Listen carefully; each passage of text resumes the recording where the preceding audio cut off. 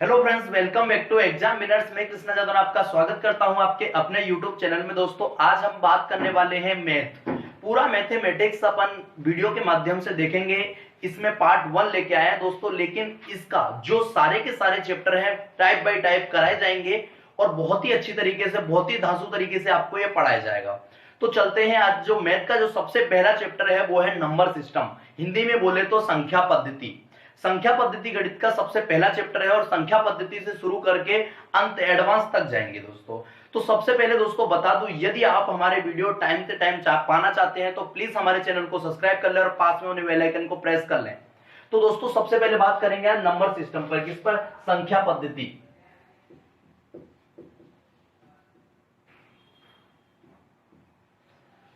देखो, गणित में जो सबसे पहली चीज आती है वो है संख्याएं। क्या है? संख्याएं। संख्याओं के बारे में सबसे पहले नॉलेज होना चाहिए। अब ये संख्याएं क्या होती हैं भाई? तो संख्याएं कई प्रकार की होती हैं। सबसे पहले वो संख्या जो होती है वो होते हैं, एक नंबर पे बात करें तो प्राकृतिक संख्याएं। कौन सी? प्राकृतिक संख्याएं। प्राकृतिक संख्याओं को घन पूर्णांक भी बोलते हैं। क्या बोलते हैं? घन पूर्णांक भी बोला जाता है। प्राकृतिक संख्याएं वो होती हैं जो प्रकृति में कंटिन्यू चल रही हैं, एक से शुरुआत होकर प्रकृति में कंटिन्यू चल रही हैं और ये कहीं तक जा सकती हैं, अनंत तक जा सकती हैं। प्राकृतिक संख्याएं एक से स्टार्ट होती हैं, 1 2 3 4 अनंत तक जाती हैं, उनको बोलते हैं प्राकृतिक संख्याएं या घन पूर्णांक। इसी के बाद दूसरी बात करें अपन, दूसरी जो संख्याएं होती हैं अपनी वो होती हैं पूर्ण संख्याएं। पूर्ण संख्याएं।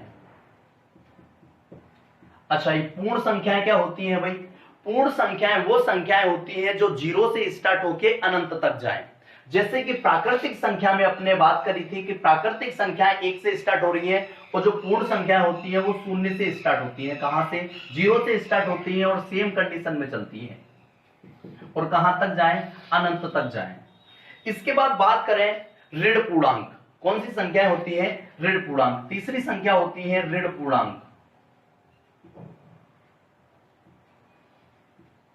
अच्छा, ऋण पूर्णांक की अपन बात करें तो ये जो है माइनस से शुरुआत होती है, जैसे -3 -2 -1 0 1 2 और ये भी कहां तक जा सकती हैं? अनंत तक जा सकती हैं। जो ऋण पूर्णांक होते हैं वो माइनस से शुरुआत होती है, उनकी कहां से शुरुआत होती है? माइनस से। इसके बाद बात करें आगे जो संख्याएं आती हैं वो आती हैं सम संख्याएं। कौन सी? सम संख्या। अच्छा, यहां से एग्जाम में भी प्रश्न पूछा जाता है सम संख्या से कि सबसे छोटी सम संख्या कौन सी है, कि सबसे छोटी सम संख्या कौन सी है। तो जो सम संख्या स्टार्ट होती है 2 से स्टार्ट होती है, 2 4 6 8 या अंत में किसी संख्या के 0 हो। अच्छा, दूसरी बात एक और चीज बता दें सम संख्या का नियम आपको, कि जो सम संख्या का नियम होता है वो होता है वह संख्या जो 2 से पूरी पूरी विभाजित हो।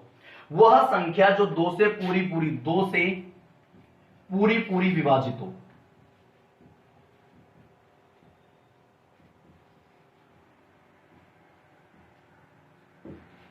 वह संख्या जो 2 से पूरी पूरी विभाजित हो सम संख्या कहलाती है। क्लियर हुआ भाई? चलो, और एक बात ध्यान रखेंगे, जो सबसे छोटी सम संख्या होती है वो होती है 2। इसके बाद एक और आती है विषम संख्याएं। कौन सी? विषम।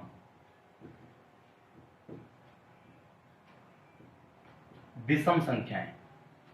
अच्छा, विषम संख्या की बात करें तो विषम संख्या वह संख्याएं होती है जो 2 से पूरी पूरी विभाजित न हो।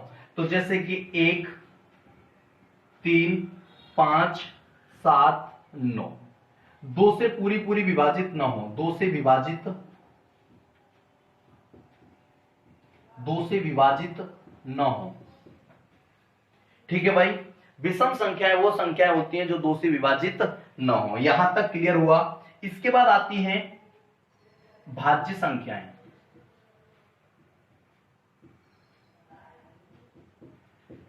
भाज्य संख्याएं। अब भाज्य संख्याएं कौन सी होती है? मतलब उनमें किसी संख्या का भाग चला जाए। तो एक चीज आपको पता होगा, कोई भी संख्या हो, कोई भी कैसी भी संख्या हो, चाहे प्राकृतिक संख्या हो, चाहे सम संख्या हो, चाहे विषम संख्या हो, मतलब संख्या 1 से तो प्रत्येक संख्या कटती है। जितनी भी संख्या है सारी संख्याएं एक से कटती हैं। दूसरी बात स्वयं से कटती हैं। मतलब अगर कोई भी संख्या ले ले, जैसे कि अपन कुछ भी ले लें 27, 18, 17, 15, 14, कुछ भी ले लें, मतलब सारी की सारी संख्याएं एक से तो कटेंगी, साथ में स्वयं से कटेंगी। जैसे कि अगर मैंने मान लिया यहां पर 17 ले लिया, 17 ले लिया, तो 17 क्या है, एक अभाज्य संख्या है। 17 का है, एक अभाज्य संख्या है। जैसे कि 17 को 17 की काटने के लिए 17 की जरूरत पड़ेगी और एक तो प्रत्येक संख्या को काटता है। तो भाज्य संख्याएं वह संख्याएं होती हैं जो एक और स्वयं के अलावा अन्य किसी तीसरी संख्या से विभक्त हों। ठीक है भाई, तो आपको पता है एक से प्रत्येक संख्या कटती है और स्वयं से प्रत्येक संख्या कटती है। अगर इन दोनों के अलावा किसी अन्य तीसरी संख्या से अगर संख्या कट रही है तो वो होगी भाज्य संख्या। तो नियम लिख लेंगे, एक और स्वयं के अलावा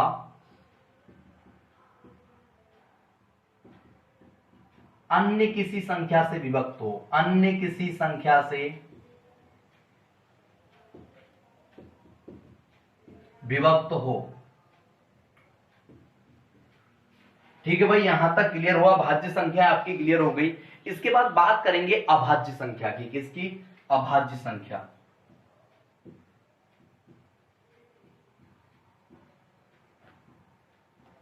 अच्छा, सेम नियम है। जैसे भाज्य मतलब जिनमें किसी अन्य तीसरी संख्या का भाग जाता है, अभाज्य मतलब जो वह संख्या जो स्वयं और एक से कटे अभाज्य संख्या कहलाती है। एक और स्वयं से कटे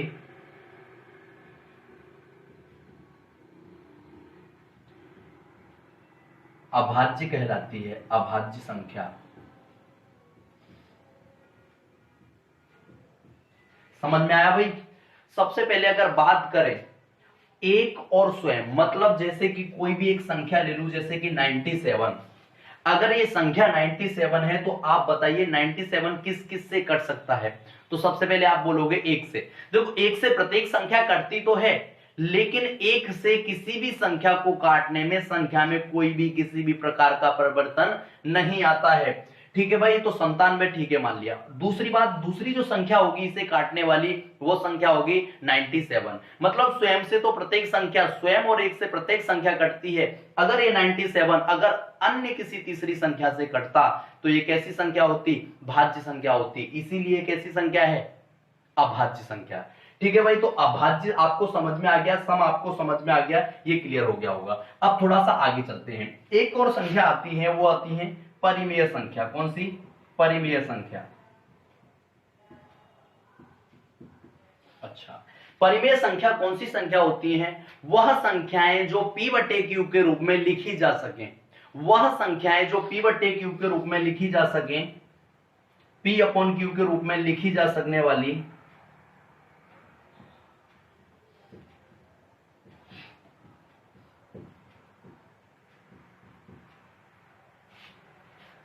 ठीक है भाई, वह संख्याएं जो p/q के रूप में लिखी जा सके उनको बोलते हैं परिमेय संख्या। अब यहां पर जो प्रश्न बनते हैं वो कई प्रकार से बन जाते हैं। अभी इसके उदाहरण, दोनों के उदाहरण साथ में देखेंगे। एक और आता है अपरिमेय संख्या। अपरिमेय संख्या। अच्छा, अपरिमेय संख्या कौन सी होती है? आपको पता है परिमेय का विलोम है अपरिमेय। ठीक है, अब विलोम है, जब कोई संख्या p/q के रूप में लिखी जा रही है तो वो होती है परिमेय संख्या। अब जब वही संख्या p/q के रूप में न लिखी जाए तो वो हो जाएगी अपरिमेय संख्या। तो अपरिमेय संख्या वो संख्या होती है जो p/q के रूप में न लिखी जाए,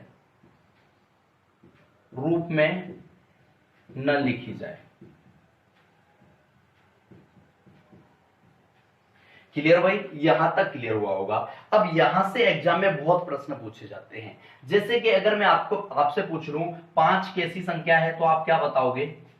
5 कैसी संख्या है? तो सबसे पहले आप बोलोगे 5 ही तो p/q के रूप में है ही नहीं, तो अपरिमेय है। लेकिन आपको एक नियम पता होगा मैथ का कि किसी भी संख्या के अपॉन में कुछ नहीं होता तो क्या मानते हैं? 1 मानते हैं। क्या मानते हैं? 1। तो हो गया भाई p/q के रूप में, हो गया p/q के रूप में। ऐसे ही 7 भी कैसी संख्या होगी? परिमेय संख्या। अच्छा, दूसरी बात, एक और अगर मैं बात करूं कि √4, √4 कैसी संख्या है? √4 कैसी संख्या है? तो आप बोल दोगे √4 का मान होता है 2। √4 का मान होता है 2 और जिसके बटे में कुछ नहीं उसके बटे में क्या होता है 1। तो √4 भी कैसी संख्या होगी? परिमेय संख्या। मतलब जिस संख्या का जो वर्गमूल है परफेक्ट रूप से निकल के आ जाए वो भी परिमेय संख्या होती है। कैसी होती है? परिमेय संख्या। अच्छा एक और चीज, आपने पाई तो सुना ही होगा, पाई। अच्छा पाई का मान होता है 22/7। पाई का मान क्या होता है? 22/7। अब ये बताओ पाई कैसी संख्या है? पाई कैसी संख्या है? और पाई का जो मान होता है 22/7 होता है। तो आप बोलोगे पाई परिमेय संख्या है क्योंकि पाई का मान कितना है? 22/7। और 22/7 जब पाई का मान है तो p/q के रूप में लिखा हुआ है। p/q के रूप में जब मान लिखा हुआ है तो कैसा होना चाहिए? परिमेय होना चाहिए। अच्छा यहीं से एग्जाम में बहुत बार प्रश्न पूछे गए। अगर एक चीज आप बहुत अच्छे से दिमाग में डाल के रखना, अगर पाई का मान, देखो पाई का मान एक होता है 3.14 भी होता है पाई का मान, ठीक है, और पाई का मान 22/7 भी होता है। अगर पाई का मान 22/7 दे रखा है, अगर पाई का मान 22/7 दे रखा है, 22/7 है तो पाई की ऐसी संख्या है परिमेय संख्या। अगर केवल पाई दे रखा है, अगर केवल पाई दे रखा है तो पाई केवल अपरिमेय संख्या है। कैसी संख्या है? पाई अपरिमेय संख्या। ठीक है भाई। अच्छा इसके बाद कोई भी संख्या ऐसी लिखी हुई है जिसका परफेक्ट वर्गमूल नहीं निकलता है, जैसे √3 या √5 या माइनस में √2, कुछ भी लिखा हुआ है -√2, मतलब ऐसी संख्याएं जो परफेक्ट रूप से बाहर नहीं आती है, सारी की सारी कैसी संख्या होती हैं? अपरिमेय संख्याएं होती हैं। तो परिमेय अपरिमेय क्लियर हुआ। अब चलते हैं थोड़ा सा आगे।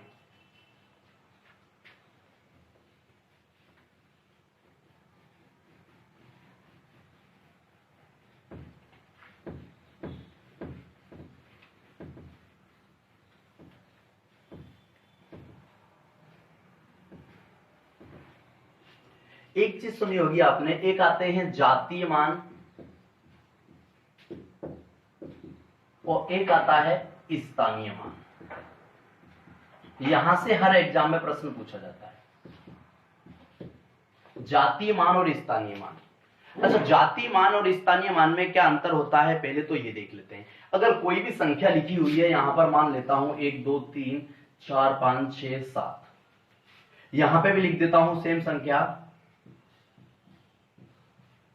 1 2 3 4 5 6 7, मतलब ये मैंने कोई भी संख्या लिख दी है।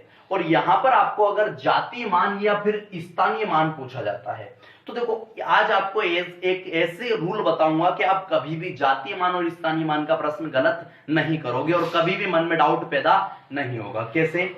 सबसे पहले जातीय आपको पता है, जाति मतलब जो हमारी जाति है, जो हमारी जाति है उसे बोलते हैं जातीय मान। और आपको पता है जाति कभी बदलती है क्या? नहीं बदलती, क्योंकि आप कहीं पे भी रहो, आज आप उत्तर प्रदेश में रह रहे हो, कल मध्य प्रदेश में रहो या उत्तराखंड में रहो या बिहार में चले जाओ, कहीं पे भी चले जाओगे, जो आपकी जाति है जाति वही रहेगी। रहेगी कि नहीं रहेगी? अच्छा ठीक है।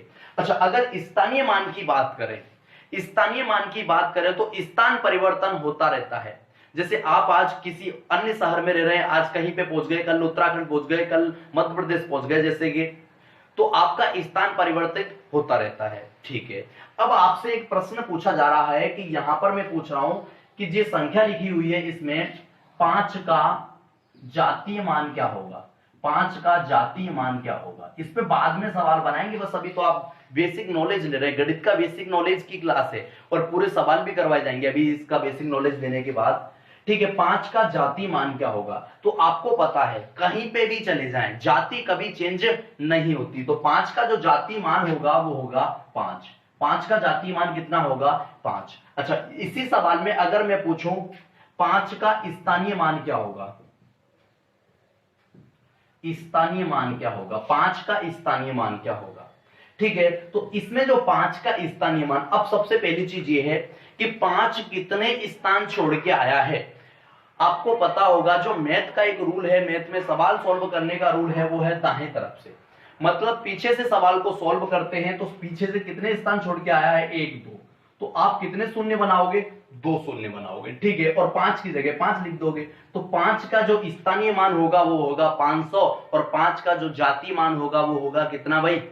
केवल 5। तो आपको समझ में आ गया होगा। यहां से 2-3 प्रकार के सवाल बनते रहते हैं कि 5 के जातीय मान और स्थानीय मान का अंतर ज्ञात कीजिए, योग ज्ञात कीजिए, सारे के सारे सवालों को आगे देखेंगे। तो आगे चलते हैं।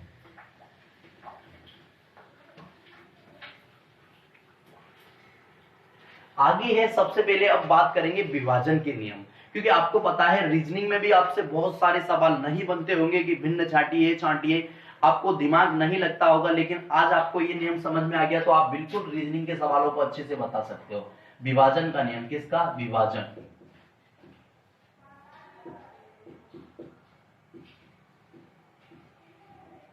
सबसे पहले अगर विभाजन के नियम की बात करें तो आपको पता है 2 से प्रत्येक संख्या कटती है, तो सबसे पहले मैं बात करूंगा एक से प्रत्येक संख्या कटती है, लेकिन मैं बात करूंगा सबसे पहले 2। अब 2 से कटने के लिए 2 से कटने का जो नियम है, 2 से काटने का नियम, 2 से जो काटने का नियम है वो है संख्या सम हो। क्या? संख्या सम हो। और आपको पता है सम हो मतलब संख्या के अंत में 2, 4, 6, 8 या 0 हो। ठीक है भाई, जैसे कि 2, 4, 6, 8 या 0 हो। अच्छा, आप एक और यहां पर नियम लगा सकते हो, अगर संख्या का अंतिम अक्षर मतलब अंतिम डिजिट अगर 2 से विभक्त होगा तो संख्या 2 से विभक्त होगी। क्लियर? अच्छा, अब बात आती है 3 से कटने का नियम। 3 से काटने का नियम क्या होता है भाई?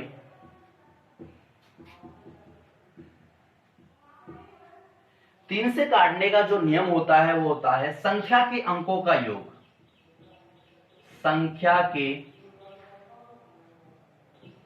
अंकों का योग 3 से विभक्त, किससे? 3 से विभाजित हो।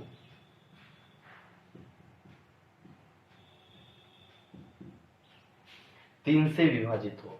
जैसे कि मैं यहां पर कोई भी एक संख्या उदाहरण के लिए ले लेता हूं, जैसे मैंने ले लिया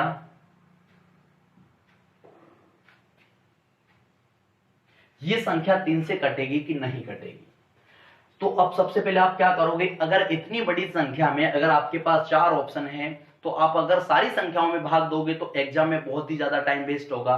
तो इसके लिए आप क्या करोगे, संख्या के अंकों का योग करोगे। संख्या के अंकों का योग कितना हो रहा है? 7 और 2 9, 9 4 13, 13 और 3 16 और 2 18। योग कितना हो रहा है? 18। और भाग देखेंगे किससे? 3 से। अब 18 में 3 से भाग देंगे तो 6 बार में कट जाएगी, मतलब ये संख्या जो है 72 43 2। 72 43 2 जो हमने उदाहरण के तौर पे संख्या लिखी थी, ये 3 से पूरी विभाजित होगी। ठीक है भाई, ये 3 का क्लियर हो गया होगा आपको। अब चलते हैं अपन आगे के नियम पे। जो आगे का अपना नियम है वो है 4 से काटने का नियम। किससे? 4 से काटने का नियम। अच्छा, 4 से काटने का नियम क्या बोलता है अपना? 4 से काटने का नियम बोलता है कि संख्या के अंतिम 2 डिजिट, संख्या के अंतिम 2 अंक, संख्या के अंतिम 2 अंक 4 से विभक्त हों। समझ में आ रही है भाई?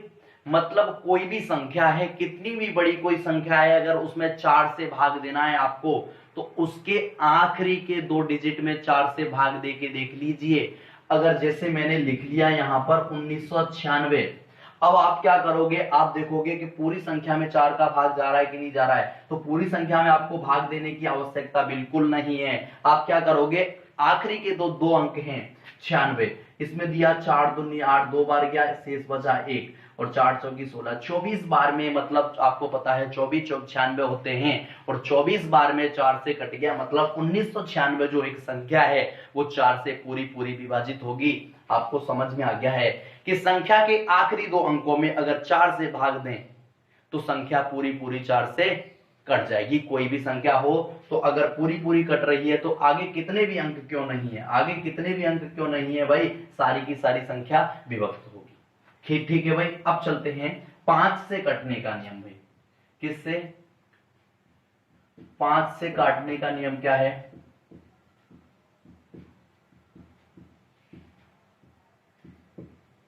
अच्छा, 5 से जो काटने का नियम है भाई अपना, वो अंत में, संख्या के अंत में 0 या 5 हो। ये तो बहुत नॉर्मल है, आपको सबको पता है, क्योंकि संख्या के अंत में 0 या 5 हो तो ही संख्या 5 से विभक्त होगी। जैसे अगर कोई भी संख्या ले लूं मैं 990, बिल्कुल 5 से कट जाएगी। अगर ले लूं 995, बिल्कुल 5 से कट जाएगी। अगर संख्या के अंत में 0 या 5 है तो संख्या 5 से पूरी पूरी विभाजित होगी। तो चलते हैं आगे, ये 5 का नियम आपको समझ में आ गया। अब बात आती है 6 से काटने का नियम।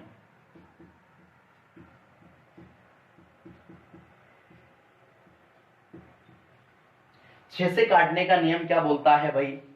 6 से जो काटने का नियम है, संख्या सम हो, संख्या सम हो और 3 से विभाजित हो, और 3 से विभाजित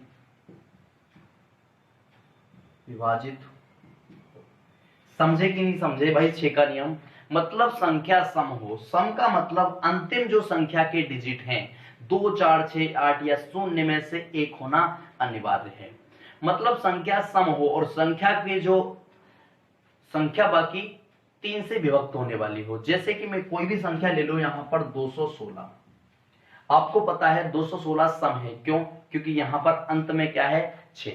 अंत में अगर इनमें से कोई भी डिजिट है तो संख्या सम होगी। अब सबसे पहले एक नियम तो काम कर गया 6 वाला। अब दूसरा नियम कैसे पता चलेगा? 3 से कटने वाला नियम। और 3 से कटने वाला नियम क्या था? कि संख्या के अंकों का योग, संख्या के अंकों का योग 3 से विभक्त होना चाहिए। तो ये कितना हो गया? 9/3। और 9/3 बिल्कुल 9 कट रहा है 3 बार में, मतलब 216 जो है संख्या वो 6 से पूरी पूरी विभाजित होगी। और आपको पता है 6 का क्यूब होता है 216, किसका? 6 का क्यूब होता है। ठीक है भाई, यहां तक क्लियर हुआ आपका। अब चलते हैं थोड़ा सा और आगे। ये जो मैं आपको बता रहा हूं ये सबसे हैवी नियम है, 7 से काटने का नियम।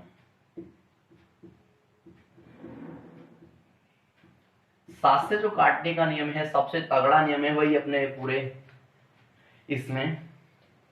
7 से जो काटने का नियम है इसमें आप लिख लीजिए पहले, संख्या के आखिरी अंक को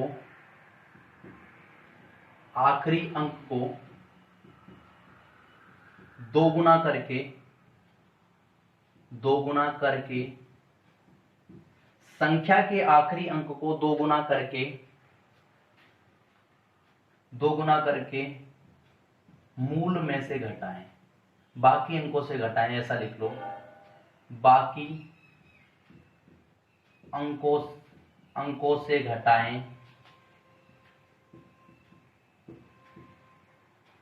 घटाएं और आने वाली प्राप्त संख्या 7 से विभक्त हो। देखो, इसको आप केवल उदाहरण पे ही समझ सकते हो। अब मैं एक संख्या लिख लेता हूं, यहां पर कोई भी संख्या लिख लेता हूं। जैसे कि मैं लिख रहा हूं यहां पर 343, मतलब 343।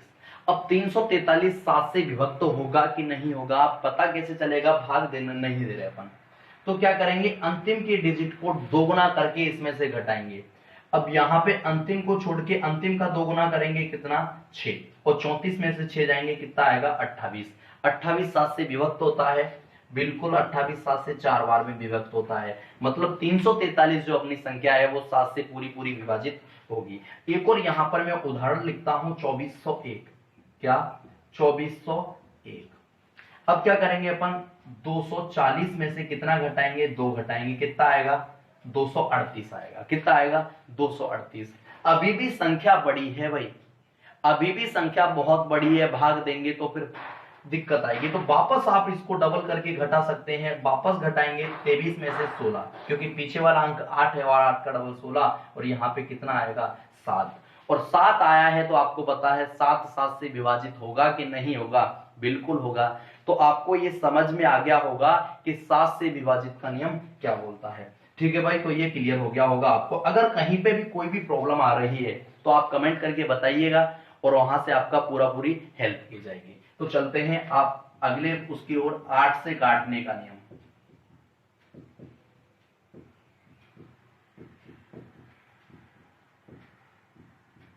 आठ से काटने का नियम क्या बोलता है भाई? 8 से काटने का जो नियम है, संख्या के संख्या के संख्या के संख्या के आखिरी 3 अंक 8 से विभक्त हों।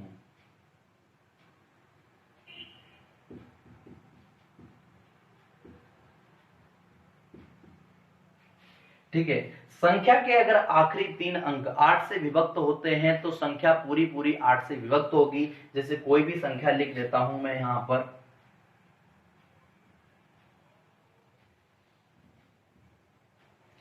ये संख्या लिखी हुई है। अगर ये संख्या अगर पूरी 8 से काटनी है तो क्या करेंगे, पूरी संख्या में भाग न देते हुए अपन केवल कितनी संख्याओं में भाग देंगे, आखिरी के 3 डिजिट में। और आखिरी के 3 डिजिट में 8 का भाग दिया, 8 एक 8, और यहां पर नहीं जा रहा 0, और 8 6 48। समझ में आया? 106। तो 8 से काटने का नियम भी आपको क्लियर हो गया होगा। अब चलते हैं, अपन बात करेंगे 9 से काटने के नियम पर। किस पर? 9 से विभाजन।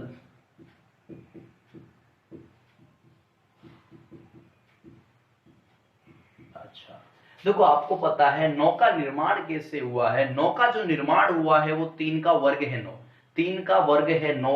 और जो 3 में जो अपन ने नियम पढ़ा था, संख्या के अंकों का योग, क्या? संख्या के अंकों का योग, संख्या के अंकों का योग 9 से विभक्त हो, 9 से विभक्त हो। समझ में आया? संख्या के अंकों का योग 9 से विभक्त होता है तो संख्या बिल्कुल पूरी 9 से कटेगी। जैसे कोई भी संख्या ले लेते हैं 729। अब 729 का अगर योग करें संख्या का, कितना हो गया? 7 और 2 9 और 9 18। 18 में अगर 9 से भाग दूं कितनी बार जाएगा? 2 बार जाएगा, मतलब पूरा कट रहा है। तो 729 जो है 9 से विभक्त होगी। जो नियम हमने 3 में पढ़ा था, 3 के नियम में बस 3 से भाग देना था, और 9 के नियम में कहां से भाग देना है? 9 से भाग देना है। तो यहां तक भी क्लियर होगा भाई। अब चलते हैं थोड़ा सा आगे। जो नेक्स्ट नियम है वो है 10 से काटने का नियम।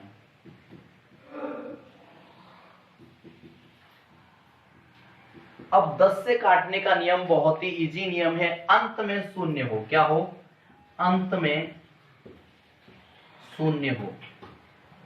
अगर किसी संख्या के आखिरी में 0 है तो वह संख्या 10 से पूरी विभक्त होगी। अब बात करते हैं थोड़ा सा आगे, 11 से काटने का नियम।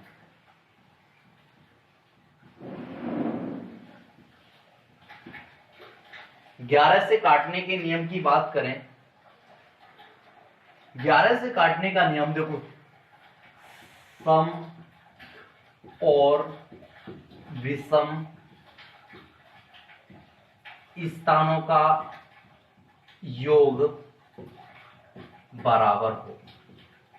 बात को समझे। सबसे पहले आप इसका एक स्क्रीनशॉट ले लो, जिससे कि आपके या तो कॉपी लेके बैठा करो तो बहुत अच्छी बात है। अगर कॉपी लेके नहीं बैठे हो तो बाद में कॉपी में नोट डाउन कर लेना। आप एक स्क्रीनशॉट ले लो।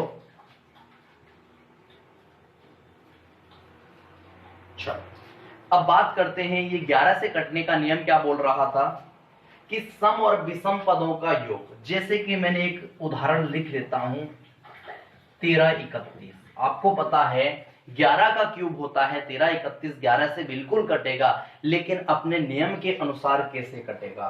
सम स्थान और विषम स्थान, ये वाला हो गया विषम, ये वाला हो गया सम। ये विषम हो रहा है और ये सम हो रहा है, ये वापस विषम हो रहा है, ये वापस सम हो रहा है। मतलब सम स्थानों का योग और विषम स्थानों का योग आपस में बराबर होना चाहिए। तो विषम का 1 और विषम का 3 बराबर, सम का 3 और सम का 1। तो टोटल कितना हो रहा है? 4 बराबर 4। मतलब सम स्थान और विषम स्थानों का योग आपस में बराबर है। सम स्थानों का योग और विषम स्थानों का योग आपस में बराबर है तो संख्या 11 से पूरी पूरी विभक्त होगी। तो ये क्लियर हुआ। एक और उदाहरण ले लेते हैं अपन, जैसे आपको पता होगा 121। अब ये तो सबको पता है कि 121 11 से बिल्कुल कटता है, लेकिन अपने नियम के अनुसार कैसे कटता है? तो 121 में पहला पद कैसा है? विषम, और अंतिम पद कैसा है? विषम। तो अगर बात करें पहला विषम और अंतिम विषम बराबर एक सम है, और सम कितना है? 2।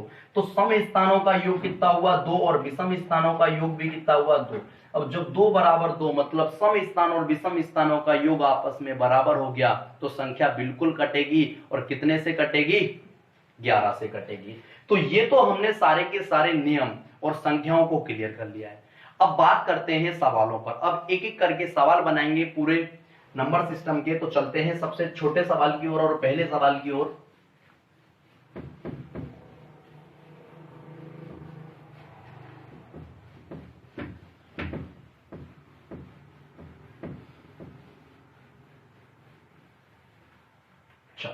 सबसे पहला सवाल है अपना 1 से 100 तक की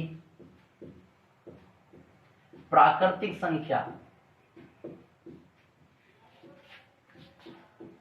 संख्याओं का योग। प्राकृतिक की जगह आपको कहीं घन पूर्णांक भी मिल सकते हैं, तो योग बताना है। तो सबसे पहले आपको पता है 1 से जब 100 तक जाएंगे, अब प्राकृतिक संख्याएं या घन पूर्णांक क्या होते हैं पहले तो ये क्लियर होना चाहिए। प्राकृतिक संख्याएं 1 से चालू होती हैं। कहां से? 1 से। लेकिन अपने को कहां तक जाना है? केवल 100 तक जाना है। जाने को तो बहुत लंबा जा सकते हैं, लेकिन जो सवाल में अपने को पूछा है वो केवल 100 तक पूछा है। तो सबसे पहले इसके लिए मैं आपको एक छोटा सा नियम बता देता हूं, और फॉर्मूला बोल सकते हो आप, a + z/2 इंटू n। सबसे पहले a क्या होता है ये क्लियर कर लो। पहला सवाल है, बेसिक सवाल है, सारा नॉलेज क्लियर करके चलो। a मतलब प्रथम पद, z मतलब अंतिम पद, n मतलब कुल संख्याएं, और 2 तो 2 रहेगा हर जगह। ठीक है, ध्यान रखोगे कहीं पे भी कोई भी दिक्कत नहीं होनी चाहिए, क्योंकि a मतलब प्रथम पद, z मतलब अंतिम पद 2 अपन में रहेगा, और n का मतलब होता है टोटल नंबर मतलब कुल संख्याएं। तो चले भाई सबसे पहले लगाएं। तो a का मान कितना है यहां पर? 1 से। z का मान कितना होगा? 100/2 इंटू n। अब n का मान कितना होगा भाई? 1 से 100 तक की प्राकृतिक संख्याएं। अभी अपन ने सबसे पहला जो नियम बताया था संख्याओं में, वो प्राकृतिक संख्याएं या घन पूर्णांकी थे। और 1 से 100 तक टोटल कितने घन पूर्णांक या प्राकृतिक संख्या होंगी? 100। कितनी होंगी? 100। ठीक है, तो ऊपर जोड़ा कितना हुआ? 101/2 इंटू 100। अब 2 से काटा 100 को कितनी बार? 50 बार। अब 50 का गुणा जब इसमें होगा तो ये हो जाएगा कितना? 50। तो पहला सवाल आपको अच्छे से क्लियर हो गया होगा। आगे चलते हैं आगे। दूसरा एक और सवाल लिख लेते हैं यहां से। अगर यही सवाल आपको कहीं दूसरी जगह से स्टार्ट हो जाए, जैसे कि मैं साफ करके बताता हूं आपको।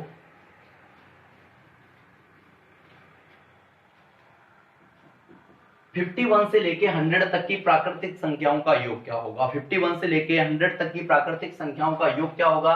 तो ये आप ध्यान रखना हमेशा, a + z/2 इंटू n। तो a का मान कितना है? 51, और z का मान कितना है? 100/2 इंटू कुल संख्याएं कितनी होंगी? 50। अब बोलोगे 50 कैसे होंगी? क्योंकि आपको पता है 100 से पहले कहां तक, मतलब 51 से पहले कौन सी संख्या आती है? 50। मतलब 1 से 100 तक 100 संख्याएं होती हैं, और 50 तक की संख्याएं गायब हैं, तो कितनी संख्याएं होंगी? 50। ये हो जाएगा 151/2 इंटू 50। कितना होगा? 50। काटेंगे कितनी बार? 25 बार। अब इसका गुणा करेंगे 25 5, ठीक है, 25 25 125 और 2 7, और 25 25 कितने हुए? 37 75। कितना होगा? 37 75। तो 51 से लेके 100 तक की जो प्राकृतिक संख्याओं का योग होगा वो कितना होगा? 3775। यहां तक क्लियर हुआ। अब बात करते हैं थोड़ा सा आगे, एक और सवाल लिख लेते हैं।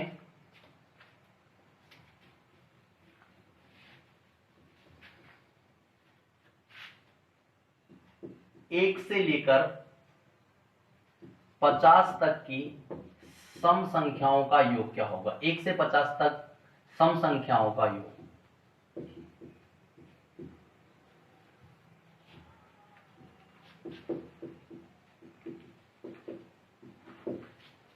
देखो एक ही नियम हर सवाल में काम करेगा, 1 से 50 तक की सम संख्याओं का योग। तो सम संख्या के बारे में सबसे पहले अपन ने बात करी थी, जो सबसे छोटी सम संख्या होती है वो होती है 2। सबसे छोटी सम संख्या कौन सी होती है? 2 होती है। अच्छा, तो 2 और अंतिम सम संख्या कौन सी? यहाँ पर 50। मतलब 2 से 50 तक की सम संख्याओं की बात करनी है। 2 से 50 तक की सम संख्याओं की बात करनी है तो सबसे पहले a का मान कितना हुआ? 2 और z का मान कितना हुआ? 50 अपॉन में 2 इंटू n। अब n का मान कितना होगा? क्योंकि आपको पता है जो सम संख्याएं होती हैं वो एक छोड़ के एक होती है, मतलब 50 तक कितनी होंगी? आधी होंगी, क्योंकि एक छोड़ के एक होती है तो 50 तक कितनी होंगी? आधी, मतलब 25। चलो ये भी डाउट आपका क्लियर कर देते हैं कि n का मान बार बार निकालते कैसे हैं। n के मान को बहुत अच्छे से देख लेते हैं। अब कभी भी आपको जब n बराबर क्या होता है ये देख लो, z माइनस ए अपॉन डी प्लस 1। अब z माइनस ए अपॉन डी, अपॉन का मतलब d का मतलब डिफरेंस, सम संख्याओं में 2 का डिफरेंस होता है। तो n बराबर क्या हो जाएगा? z का मान कितना है? 50 और a का मान कितना होगा? सबसे छोटी सम संख्या होती है 2 और सम संख्याओं में डिफरेंस कितने का होता है? 2 का होता है और प्लस में 1। अब यहाँ पे 50 में से 2 जाएंगे तो कितने बचेंगे? 48/2, 48/2 प्लस 1। अब 48 को जब 2 से काटेंगे 24 और 24 में बाहर वाला एक जुड़ेगा तो n का मान फाइनली कितना आ जाएगा? 25। तो ये भी आप ध्यान रखना, n बराबर क्या होता है? z माइनस ए बटे डी प्लस 1। कहीं पे भी कोई भी सवाल हो लगा सकते हैं। अब इसको करा कितना हुआ? 52, 52/2 इंटू 25। अब जब 2 से 52 को काटा 26 बार और 26 का गुणा जब 25 में हुआ कितना हुआ? 650। तो 1 से 50 तक की सम संख्याओं का योग कितना हो जाएगा? 650। यहां तक क्लियर। अब चलते हैं थोड़ा सा और आगे, इसको साफ कर देते हैं।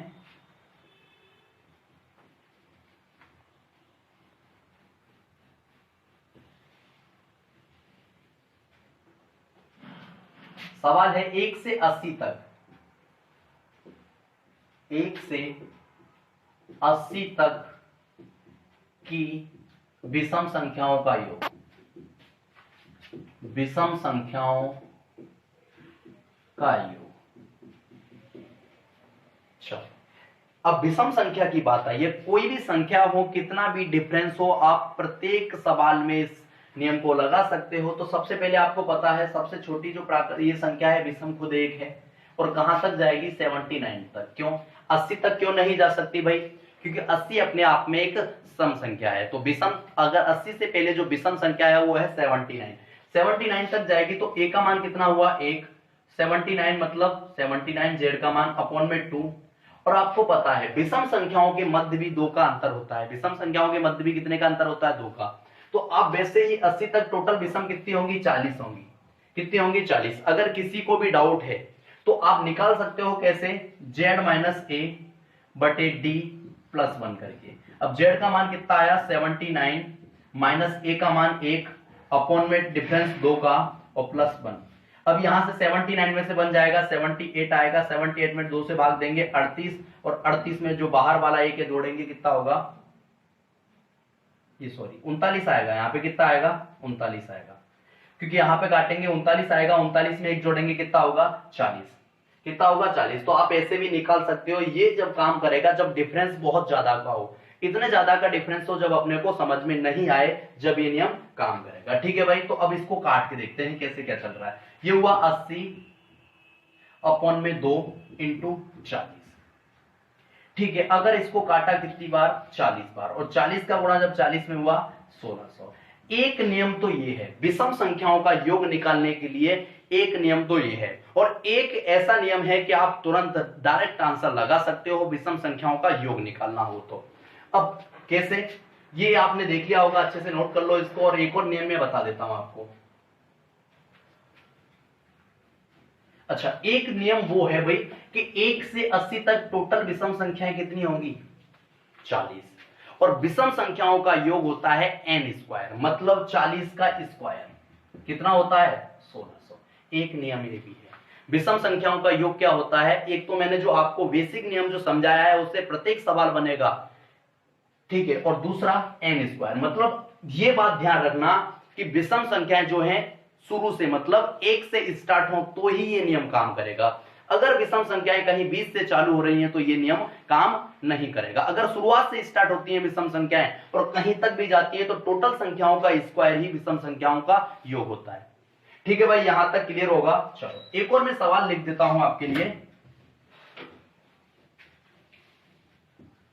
जैसे कि अब ये सवाल मैंने बीच से स्टार्ट करा है, जैसे 28, 30, 32, 34 डॉट डॉट डॉट 80।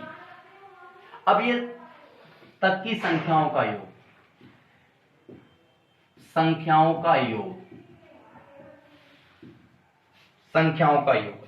अच्छा अब ये बताना है आपको, तो सबसे पहले आपके लिए वही नियम a प्लस जेड। ए का मान कितना है भाई 28, जेड का मान कितना है 80 अपॉन में 2 इंटू कुल नंबर। अब यहां पर कुल निकालना थोड़ा सा मुश्किल है, क्यों? क्योंकि संख्याएं बीच से स्टार्ट हो रही हैं और डिफरेंस 2 का है। तो आप निकाल सकते हो कैसे? क्योंकि यहां पर क्या करोगे आप n का मान निकालोगे। n बराबर क्या है मैंने बताया था z माइनस ए बटे डी प्लस में 1। अब z का मान कितना है 80, 80 माइनस 28 और सम संख्याओं के मध्य डिफरेंस कितने का चल रहा है 2 का, 2 प्लस में 1।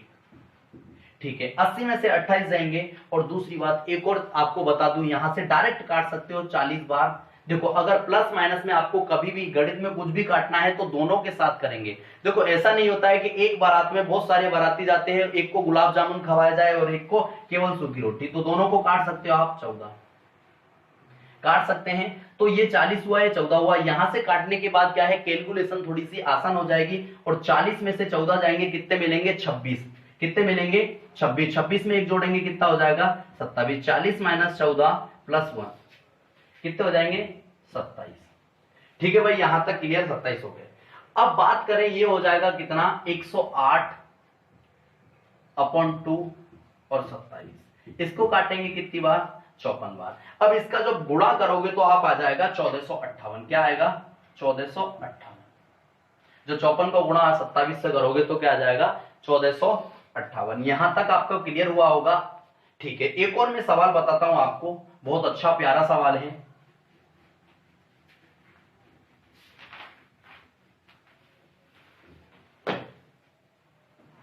सवाल है अपना 3 के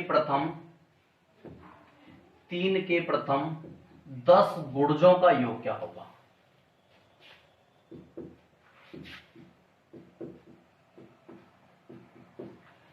3 के प्रथम 10 गुणजों का योग क्या होगा? सबसे पहले 3 के प्रथम 10 गुणज, गुणज मतलब आपको पता है गुणा, मल्टीप्लाई। तो 3 का जो सबसे पहला गुणज होता है वो होता है 3 इंटू 1 मतलब 3। 3 का जो दूसरा गुणज होता है वो 3 इंटू 2 मतलब 6। और ऐसे ही 3 का जो 10वां गुणज होगा 3 इंटू 10 होगा और कितना होगा 30।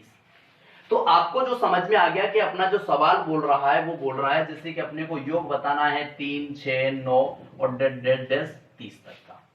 अपना सवाल क्या बन गया 3, 6, 9 और डॉट डॉट डॉट 30 तक का योग बताना है। तो सबसे पहले आपको पता चल गया इनमें डिफरेंस कितने का है भाई 3 का। और डिफरेंस की आवश्यकता ही नहीं है, यहां पर डिफरेंस की आवश्यकता ही नहीं है क्योंकि आपको कुल पद दे रखे हैं 10। क्योंकि n निकालने के लिए डिफरेंस की आवश्यकता पड़ती है और n का मान यहां पर पहले ही दे रखा है। और n का मान कितना दे रखा है 10 गुणजों का योग मतलब 10 संख्या है टोटल। अब यहां पे बात करेंगे तो पहली संख्या कितनी होगी 3 और अंतिम संख्या कितनी होगी 30 अपॉन में 2 इंटू 10।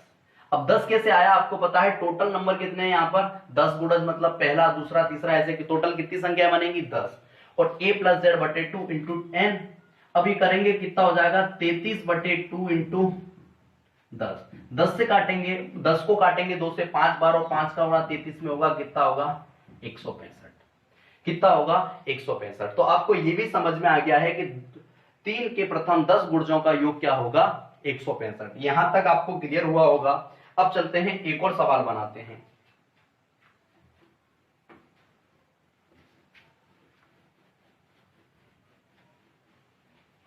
एक सवाल है 6 के प्रथम 18 गुणजों का योग। 6 के प्रथम 18 गुणजों का योग।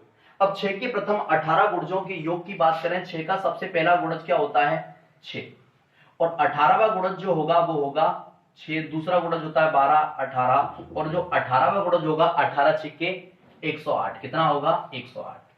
ठीक है, तो आपके लिए जो आपको सवाल आसान हो गया, a plus Z upon 2 into N. अब सबसे पहला a का मान कितना है 6 और z का मान कितना है 108 अपॉन में 2, और n का मान भाई यहां पे निकालने की जरूरत नहीं है क्योंकि संख्याएं पहले ही दे रखी है कितनी 18, कितनी दे रखी है 18। दोनों को जोड़ेंगे कितना होगा 114 अपॉन 2 इंटू 18, काटेंगे 57 बार, और 57 का जब गुणा होगा 18 में तो ये आ जाएगा 8 7 56 1026, कितना आएगा 1026, कितना आ जाएगा भाई 1026। यहां तक क्लियर। अच्छा, एक और सवाल की बात करें, देखो अब योग पे अंतिम सवाल की बात करेंगे, योग पर केवल अंतिम सवाल में और बता देता हूं मैं, इसके बाद योग पर कोई सवाल नहीं है आपका।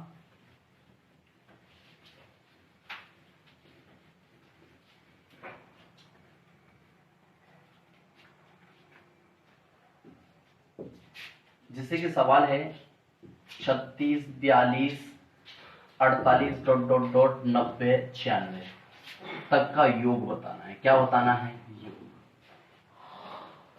अच्छा, 36 42 48 डॉट डॉट डॉट 90 और 96 तक का योग बताना है भाई। अब सबसे पहले 36 की बात करें तो सबसे बेहतम 36 ए हो गया, जेड कितना हो गया 96 अपॉन में 2।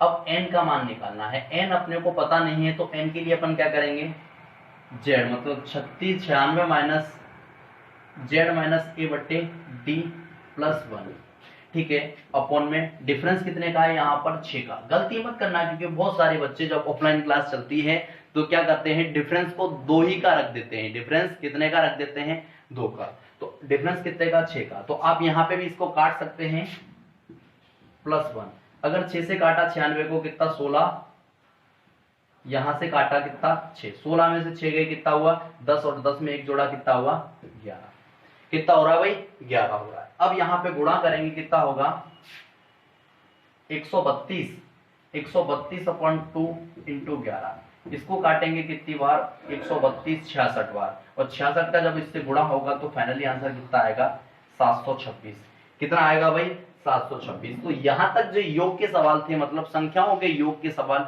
ये आपने क्लियर कर लिए। अब बात आती है कुछ सवाल और हैं संख्याओं के योग पर, लेकिन वो दूसरे टाइप के सवाल हैं, उनको देखेंगे।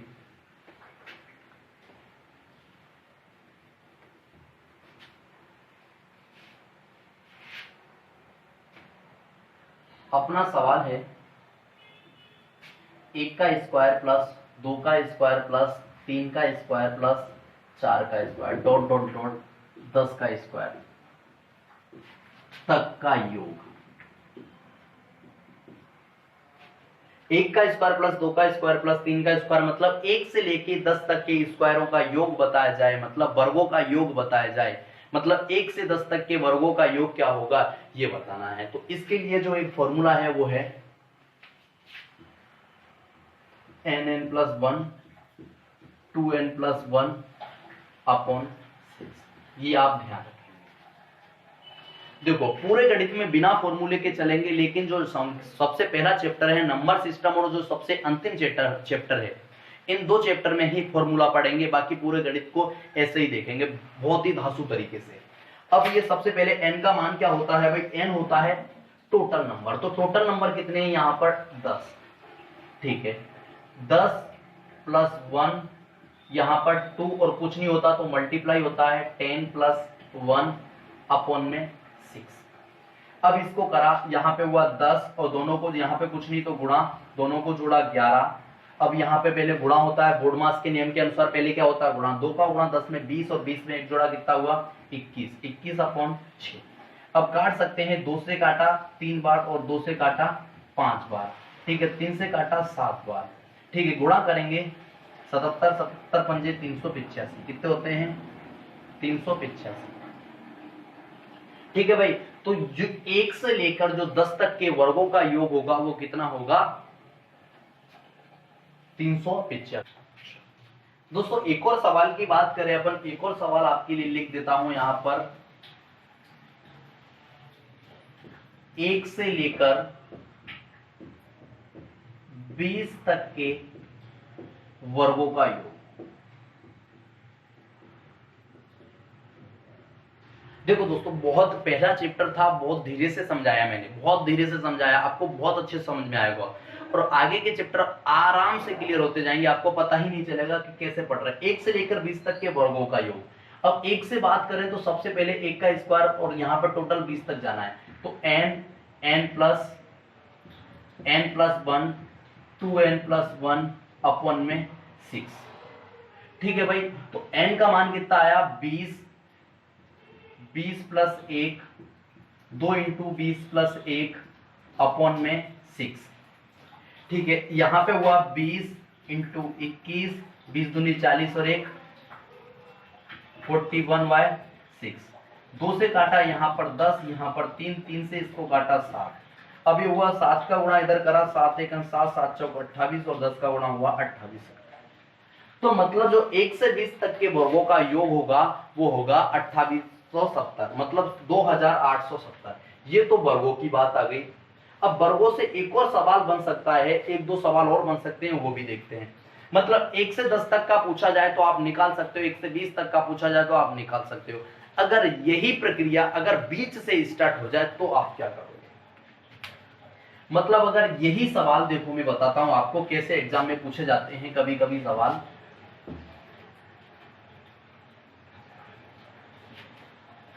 अगर यही सवाल अपना चालू होता है कैसे, 11 का स्क्वायर प्लस 12 का स्क्वायर प्लस 13 का स्क्वायर प्लस 14 का स्क्वायर डॉट डॉट डॉट 20 तक के स्क्वायर का योग,